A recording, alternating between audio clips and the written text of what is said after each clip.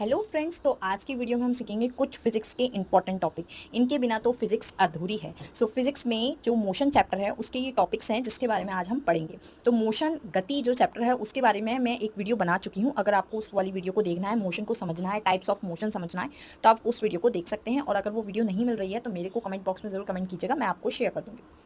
आज हम पढ़ेंगे बहुत सारे टॉपिक जो कि काफ़ी ज़्यादा इंपॉर्टेंट हैं और नॉर्मल बेसिक फिजिक्स के टॉपिक्स हैं। कॉम्पिटिशन में इस बेसिक क्वेश्चन से काफ़ी सारे टॉपिक से काफ़ी सारे क्वेश्चंस बनते हैं और आते हैं, तो आपको पता होने चाहिए। बाकी सारी इंपॉर्टेंट बातें मैंने जो भी टॉपिक से रिलेटेड है वो सब कुछ इसमें लिखी हैं। First of all we will discuss about distance, यानी कि दूरी। तो दूरी नॉर्मल आपको पता है, जितना आप चलते हैं, जितने आप डिस्टेंस कवर करते हैं वो आपकी डिस्टेंस कहलाती है। तो जो एक्चुअल पाथ होती है, जो वास्तविक रास्ता होती है, उसको ही हम क्या कहते हैं, डिस्टेंस कहते हैं। हिंदी और इंग्लिश दोनों लैंग्वेज में बताऊंगी जिससे कि दोनों लैंग्वेज के स्टूडेंट इसको अच्छे से समझ सकें और जान सकें। तो डिस्टेंस एक एक्चुअल पाथ होता है जो कि एक स्केलर क्वांटिटी है और एक पॉजिटिव होती है। डिस्टेंस हमेशा कैसी होती है? पॉजिटिव। ना ये नेगेटिव होती, ना ये जीरो, क्योंकि जब आप चलते हैं तो कुछ ना कुछ तो चलेंगे ही। जीरो कभी भी नहीं होगा, ना ही नेगेटिव होगा। सेकंड आता है डिस्प्लेसमेंट। डिस्प्लेसमेंट मतलब विस्थापन। शॉर्टेस्ट पाथ, जो आपका शॉर्टेस्ट पाथ होता है उसको हम डिस्प्लेसमेंट कहते हैं। और ये पॉजिटिव, नेगेटिव या जीरो कुछ भी हो सकती है।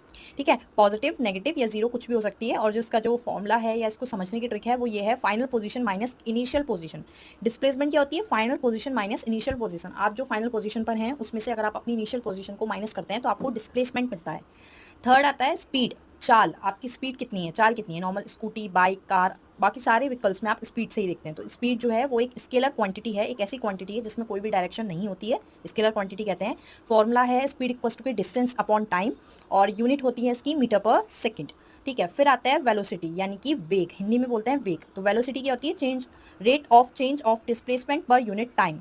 विस्थापन में परिवर्तन की दर, विस्थापन में परिवर्तन की दर वेग कहलाती है, यानी कि डिस्प्लेसमेंट अपॉन टाइम इसका फॉर्मूला है विस्थापन बटे समय। क्योंकि वेलोसिटी जो है वो डिस्प्लेसमेंट में जो जितना चेंज होता है टाइम के साथ, वो ही आपकी वेलोसिटी कहलाती है। फिर आती है एवरेज वेलोसिटी, औसत वेग। तो इसका फॉर्मूले से समझते हैं। एवी मैंने शॉर्ट में लिख दिया है, एवरेज वेलोसिटी। फॉर्मूला है total displacement upon total time. Velocity और एवरेज वेलोसिटी का फॉर्मूला सेम है, बस डिफरेंस इसमें इतना है कि इसमें है total displacement upon total time. फिर आता है एक्सेलरेशन, त्वरण, हिंदी में बोलते हैं त्वरण। एक्सेलरेशन क्या होता है? वेग परिवर्तन की दर एक्सेलरेशन कहलाती है, त्वरण कहलाती है। ठीक है, चेंज इन वेलोसिटी।